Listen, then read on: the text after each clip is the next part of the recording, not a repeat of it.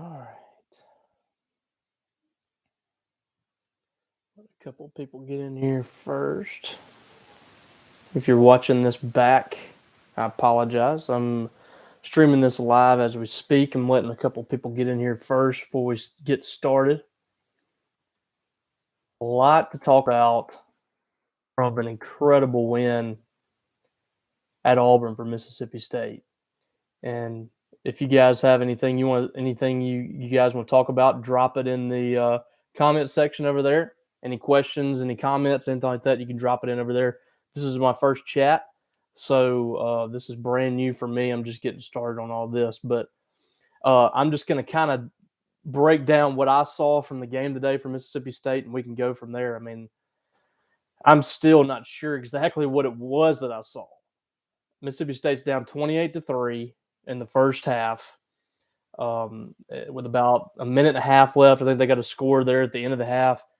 And you're thinking, I mean, this is going to be embarrassing for Mississippi State. They just had a really good ball game at Arkansas. They came up just short, but you felt like they really turned the corner during that Kentucky game. You go to Arkansas, you play really well and come up just short, and you feel pretty good coming in this ball game. You know, Auburn's played pretty well, but it's an Auburn team that you feel okay against. The defense has been solid. Bo Nix has been hit or miss. Mississippi State's been really good against the run, so you felt okay coming in. But you get down 28-3 in that ball game. Mississippi State can't get off the field defensively. They struggled on offense for a good part of the first half. And you're thinking this thing's just going to be a blowout. One of the worst performances maybe in Mike Leach's tenure in that first half. But I thought what was so key for Mississippi State is getting that first touchdown when Will Rogers found Mekhi Polk in the back of the end zone, and then getting off the field right before the end of the half. The missed field goal I thought was huge. You know, State didn't end up scoring, and they had, I think, 15 seconds or something to try to get some points at the end of the half. But just getting off the field and going to the locker room knowing that you got the ball back after halftime was huge. And listen, Will Rogers said at postgame, I think, he went in the locker room and told the players, we get the ball back. We go down there and score. It's an 11-point ball game. And that's exactly what Mississippi State did. They came out in the second half. They got the touchdown, and the defense really started fueling that comeback, I thought, for Mississippi State. Some great adjustments from Zach Arnett and from Mississippi State as a unit on the defensive side of the ball against an Auburn team that was scoring at will in the first quarter and into the second quarter. So just an unbelievable effort for Mississippi State. I thought the turning point of the game really was when Cam Young blocked the kick. That kick would have put Auburn up by 8. It still would have been a one-possession ball game. But State had so much momentum right there to get that block kick and get the big special teams play. I thought the game really, really started to turn there. I thought Auburn started to think that bad things were happening to them. And I thought for Mississippi State, they thought nothing could go wrong. And that offense was it was unstoppable in the second half.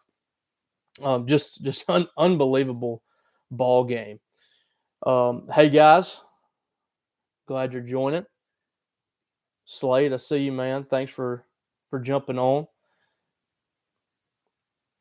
TNT pressure washing first half was so frustrating. Then the whole new team comes out. You're exactly right. I mean, let's look at the comparison from that first half and the second half. I mean, it was literally night and day for Mississippi State. In the first half, of course, it was a 28-10 ball game. State had given up 325 yards. They had 155 yards of offense.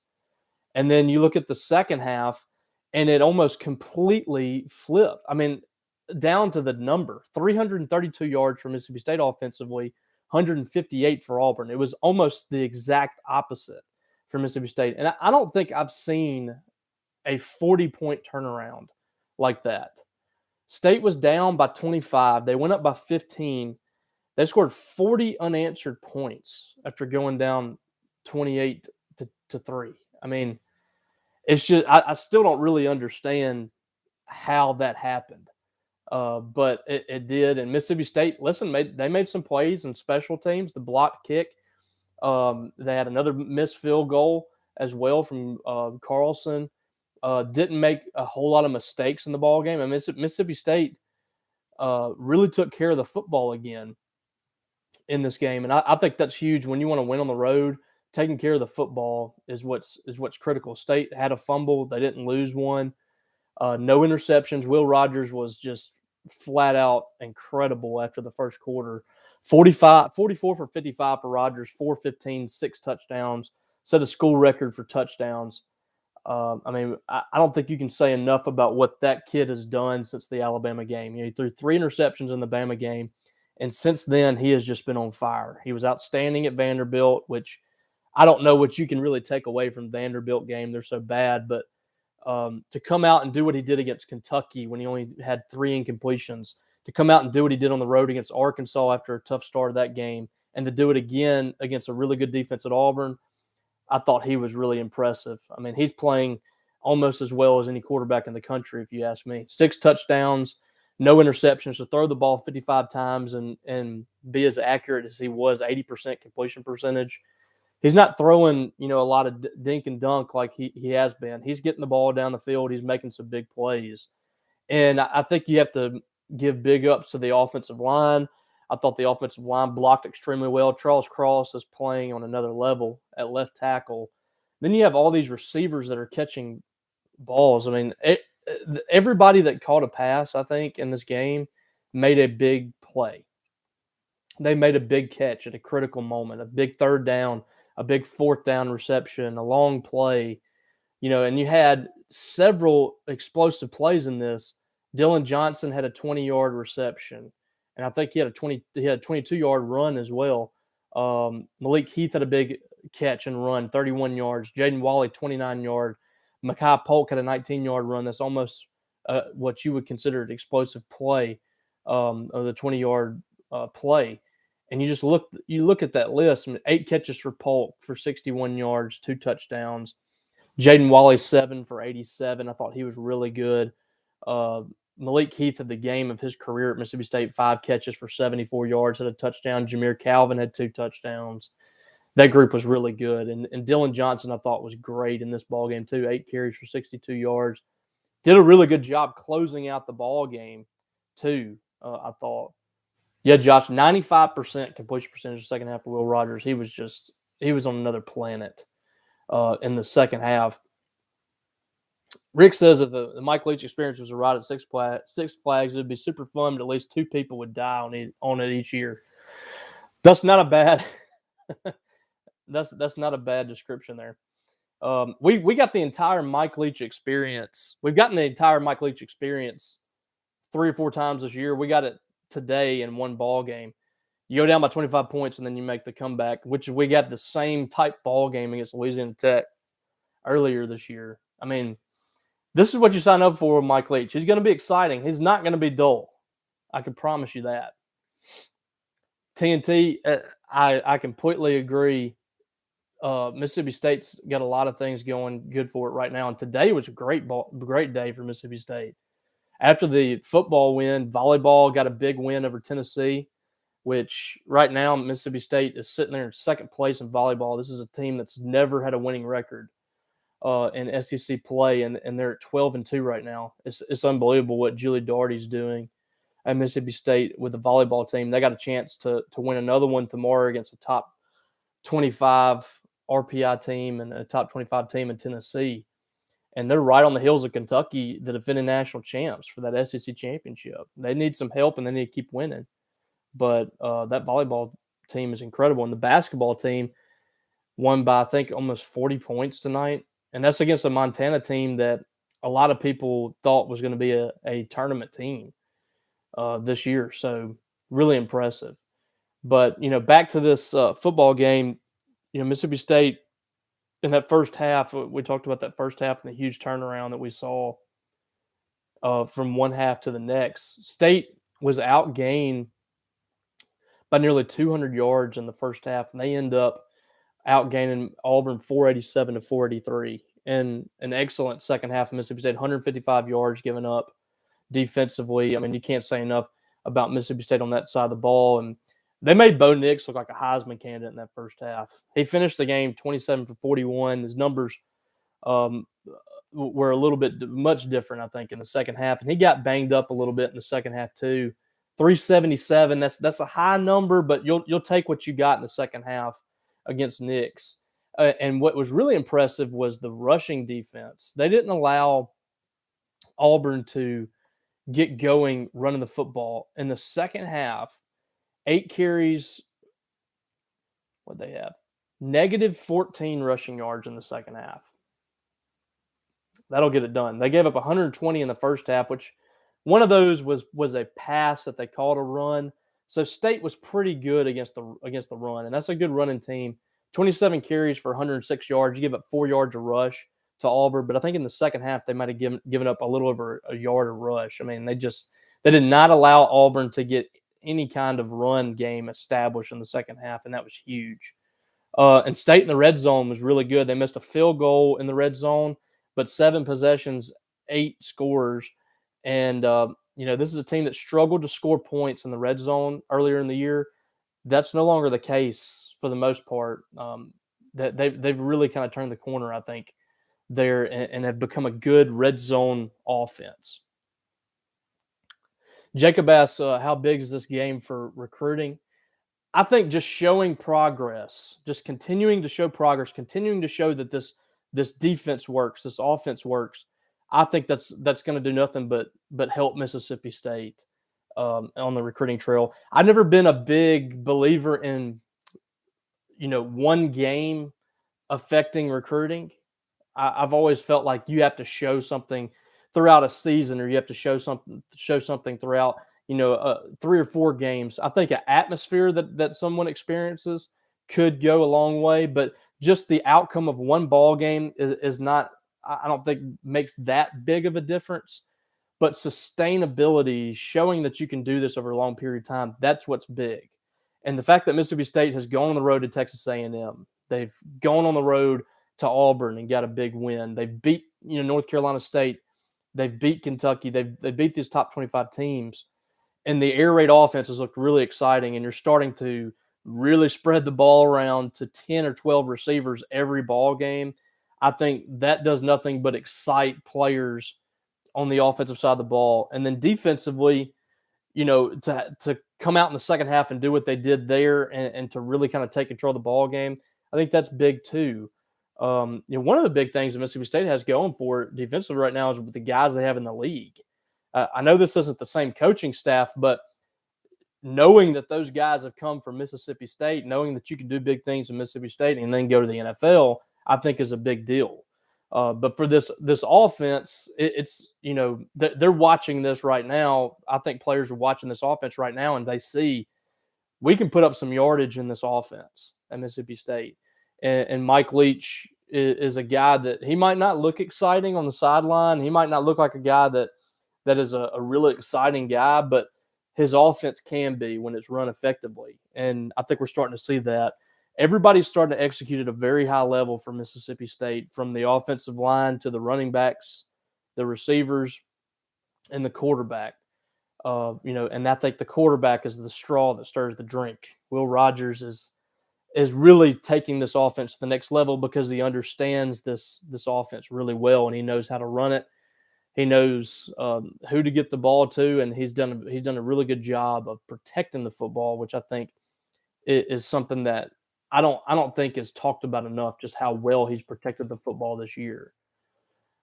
Looking at this season right now for Will Rogers, he's about to become the all-time leading passer in a single season in Mississippi State history, and he's still got 2 games to go. He's going to do it in the first quarter, more than likely, against Tennessee State next week. 3,722 yards this year, 29 touchdowns and 8 interceptions. And I think he's got 1,500 yards in his last 3 ball games. He's completing 76% of his passes. When you throw 538 yards and you're completing 538 passes and you're completing 76%, that's really hard to believe. I mean, and there's a lot said about the system. It's the system. Mike Leach you're going to throw for a lot of yards, and that's true. You're going to throw for a lot of yards in this offense, but I think that's being a little disingenuous to mention that and not bring up the fact of how difficult it is to sustain that and throw 29 touchdowns and 8 interceptions, and to throw for 76% completion percentage. He's not just standing back there and throwing the ball, 2 feet away from him. He's making some plays now, and I think we need to give a lot of credit to this receiving core too. 79 catches from Mekhi Polk. He's closing on 800 yards. Jaquavius Marks has taken just a beating these last 2 years, and he still just continues to get back up. 88 rushes, 71 catches. I mean, nobody's touching the ball more than Jaquavius Marks. And, he's just been absolutely abused out there by defenses, and he continues to play really well. Dylan Johnson, same way. Mississippi State has 2 really good running backs.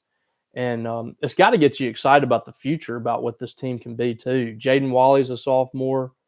He has 44 catches for 523 this year, 5 touchdowns. And then you have the 2 running backs that are sophomores. Will Rogers is a sophomore. I mean, there's just – I think Mekhi Polk's a sophomore, and he leads the team with 79 catches. The best is yet to come for Mississippi State. They have more juice to squeeze out. Fred's exactly right. I mean, it can be frustrating to look at it that way too. The Mississippi State could very easily be 8-2 or 9-1, but I think that's just part of the process. I think that's part of Mississippi State growing as a program under Mike Leach. I think they had to take those lumps and figure out a way to win. And it is frustrating. I mean, you could be sitting here right now 9-1 very easily with a few different plays swinging your way against LSU and Memphis and Arkansas. You could be sitting here at 9-1, and if you win out and you have an Alabama loss against Auburn, all of a sudden you are playing for an SEC championship. I mean, that's frustrating, but at the same time, I think it's got to be you have to be happy with what you're seeing with the direction of where things are right now.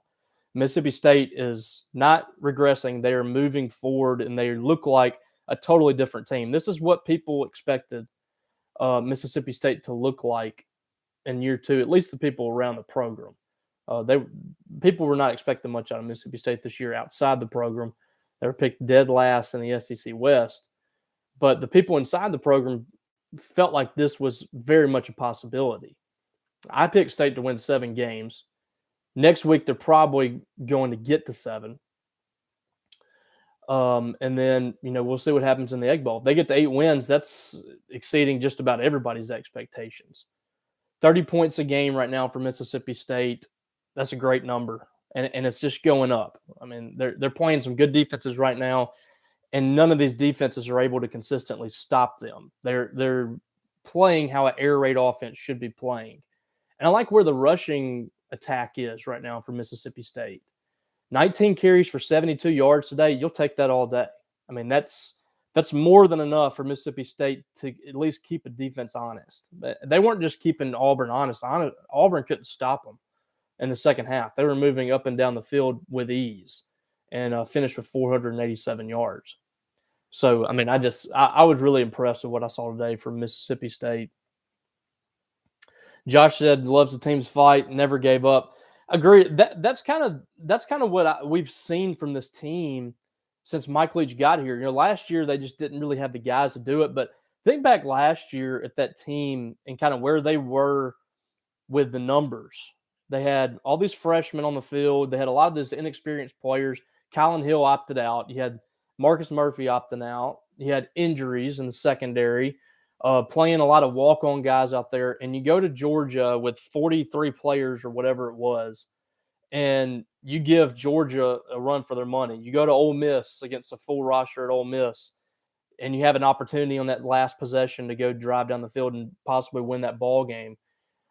This team never really quit last year. They were right there on the cusp, and you kind of saw it come to fruition late in the season, but they just weren't ready.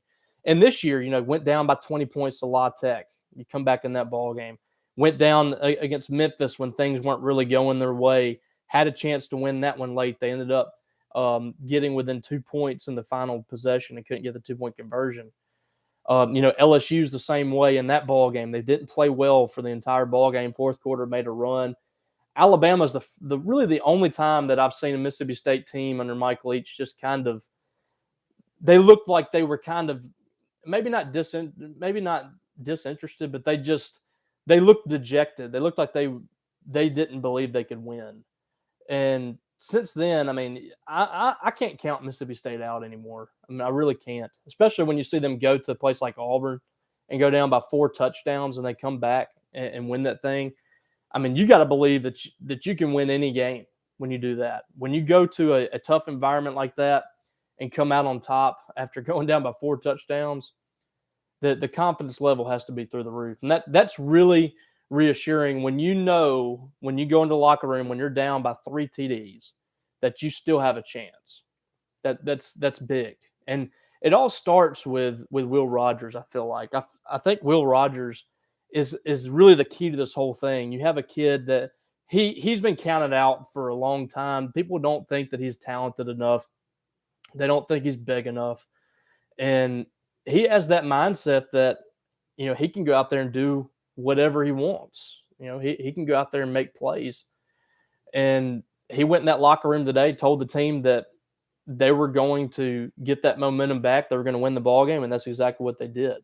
And I think it's important to have a guy in that position that never feels like his team is out of the game. When you have a quarterback that's leading the unit and that's leading that team that has that mindset, then you feel like you can beat anybody. And I think that's a great way to start for Mississippi State if they're trying to compete in this league.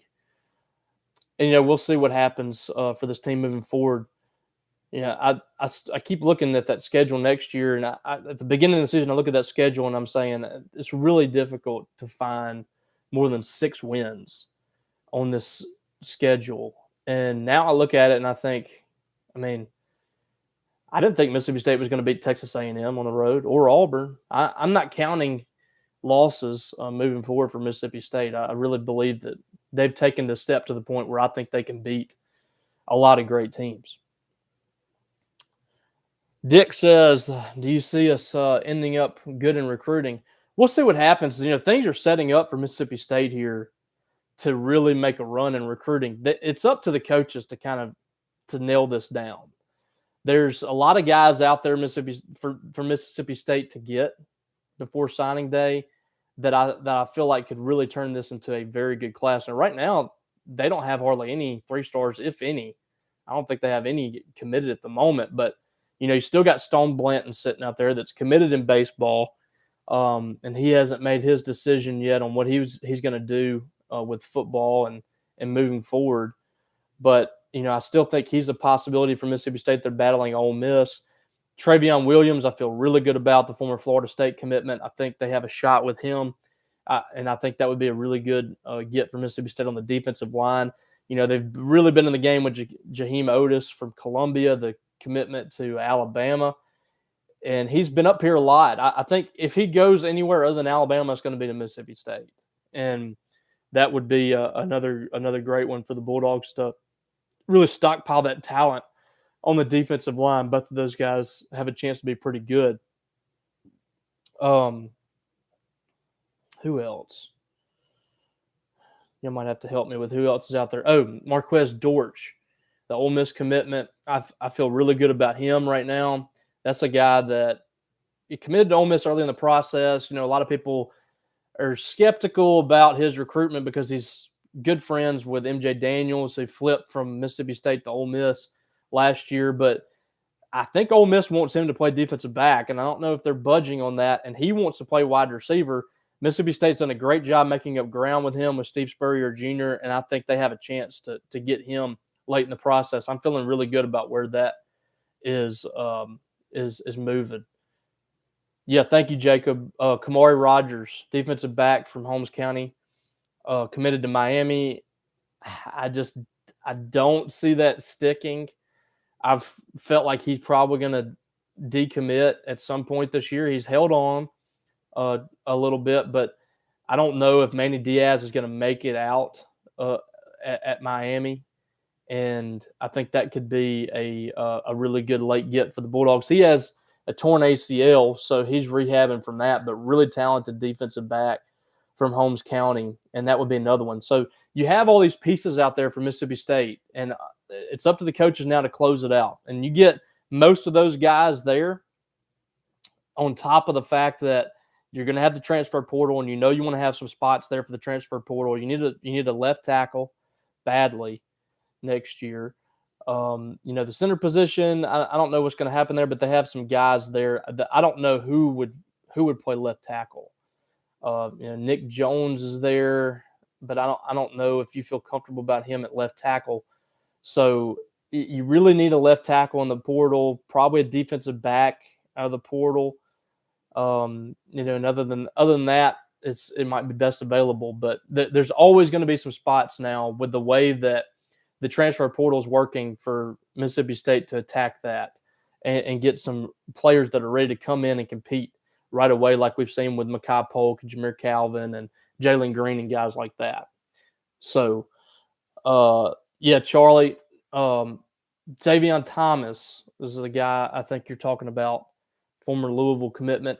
I think State's leading for him right now, but that's one of those guys. He's a Louisiana guy, and you're always going to have to sit there and wait on whether or not LSU is going to give them a committable offer. And sometimes LSU will come in there in the last minute and steal them away, just like we saw with Malik Neighbors last year. It's just it's one of those things you have to deal with. If you want to compete and get some guys out of the state of Louisiana that are legit playmakers and legit players, you're going to have the shadow man in the background, LSU, kind of lurking around if a spot opens up. But that's why you have those options in the background. I mean, if State gets Marquez Dortch, then Thomas is just a great add. I mean, I don't think it's going to hurt you either way, but you get a great player if LSU doesn't have a spot for him. And I right now they don't, and I don't see them offering him. And, we don't know what's going to happen with the new coaching staff. We don't know who that's going to be or anything like that. So that's just something that remains to be seen. Yes, like Janari Dean, I do think he's going to help next year. I really do. He's been pretty good on special teams this year. They tried him out, I think, at cornerback some in practice, and I think he'll be a player. I watched him a lot in high school when he was at South Panola, and he's best athlete on the field. He played running back. He could play safety. He could do just about anything South Panola wanted him to do, and I think he's one of those that should be able to emerge in that secondary. They need that because they haven't really had. Right now I feel like they're maybe not lacking, but I feel like they need some more athleticism back there and some more speed in the secondary because they've really struggled, especially at the safety position. They need to be better at safety. Fred, with Sean Preston getting playing time and Leach having success, what about Shaz Preston's chances? I don't think he's interested. I don't think so. I just feel like he has he's kind of put Mississippi State to the side. He's got some really good options. He's going to have Alabama, LSU, Texas, Clemson, and I think he's seen brighter lights. He hadn't really been back to Starkville from what I've heard since the spring. He was up here for a spring practice, and I haven't seen him back since. So I think he kind of leapfrogged over Mississippi State, which is a shame because I think he could really be a star in this offense. But I mean, he's going to be good wherever he goes. Ole Miss 15, Texas really. So Texas A&M closed the gap a little bit, huh? Walt, what'd you think of Leach's dance moves? Slightly worse than what my dance moves would be. What was he doing? The nay? What was he doing? I wasn't really sure what the hand gestures were. I think he just didn't really know what to do with his hands. And he just put his hands up like this, which I probably do the same thing. I don't know what to do with my hands most of the time. My hands are all over the place right now, and I'm just talking. But I was just happy to see a little color out of Leach there. I don't think I've ever seen him celebrate in the locker room after a game. We had the clip of him after the I think it was a Texas game. He was at Texas Tech dropping expletives. he's been known to drop a bomb or two in the locker room, but I've never seen him do the nay. But it was awesome. I thought that was really cool. I like Mike Leach getting a little loose in there and having some fun. All right. Well, I don't want to make this too long. I just kind of wanted to talk about the game. You know, I don't really know what you can gauge for Mississippi State this week with Tennessee Tech. Uh, they've got Ole Miss lurking in on the Egg Bowl for Thanksgiving, and the crowd's probably not going to be great. It's 11 a.m. kick. I don't really know what you can take away from this game. You need to get up big early and get some playing time for some of your younger guys. I think that would be really good for Mississippi State to get some of those younger guys in there, because we've only been able to see that once this year. So that's pretty much what you want to come out of this ball game healthy, and you want to get some playing time for your younger guys, and that'd be great. Fred, what's the word on the football stadium expansion? I haven't heard anything imminent. They have to go through with this the hump project first. They're going to do some renovations inside the hump, and other than that, I don't know what's next on the agenda. I think there will be something in the future, probably something in that south end zone. I think it is. You do need to. There's some things in that end zone that you can clean up, and you can make it you can make it more appealing out there. That M Club building maybe, or put some extra seats in there, some luxury seating. I don't know, but I feel like that's probably coming in the future. And also, I feel certain that a practice facility is there in the future for Mississippi State. They're one of the few that has a true football practice facility. I know they got Palmetto, but that's shared with baseball. They need kind of their own, I think. So, but other than that, I want you guys to make sure that you go check out our site. We got full coverage from the game today. And also, Paul Jones was at basketball. You can go read his report from the basketball game and watch the post-game video from Ben Howland there. We're churning out some content on there, from recruiting to team news. We got some great recruiting news every single day. And hey, we got official visits coming up next month. Official visits will be on top of that. It's going to be a huge month for Mississippi State to try to close this thing out and get the signing day. And we'll be sure to keep you updated there. I'm going to try to do this at least once a week. I'm going to have a live chat probably on Wednesdays or Thursday nights, and we can come in here and talk about Mississippi State sports. I didn't get the chance to do it or I guess this Thursday, because I wasn't allowed to live chat yet on YouTube, but here I am now. My whole purpose was to be able to chat with you guys. I want you guys, if you have any questions or anything like that, you can ask me some questions. We can just throw it back and shoot the bull. I don't really care, but I just wanted to kind of get you guys involved and let you guys talk if you want to. So we'll try to do this once or twice a week, maybe more if you guys really enjoy it. We'll see what happens. But other than that, come check us out at 247sports.com. If you're not a member, you need to be. And also, if you don't subscribe to my YouTube page, make sure you subscribe so you can get updates on when I'm going live and all that stuff. And go check out all my videos. I have a few music videos on there too. If you guys want to go, if you guys are interested in that, if you want to tell me I suck, that's fine. You can do that too. But I just adding a little different, something different in there. I got some music because I enjoy music, so I throw that in there along with sports as well. And also, this will be where all the press conferences are that I record too, so you can also check back with that. So trying to give you guys a little something for everybody. But other than that, I appreciate you guys checking in. If you didn't get a chance to watch all of this should be posted to my page. I'm not certain, but you should be able to go back and watch this if you haven't already. And if that's not the case, then we'll figure something else out. But I think you can go back and watch that if you want to. But other than that, appreciate you guys coming in here and checking this out.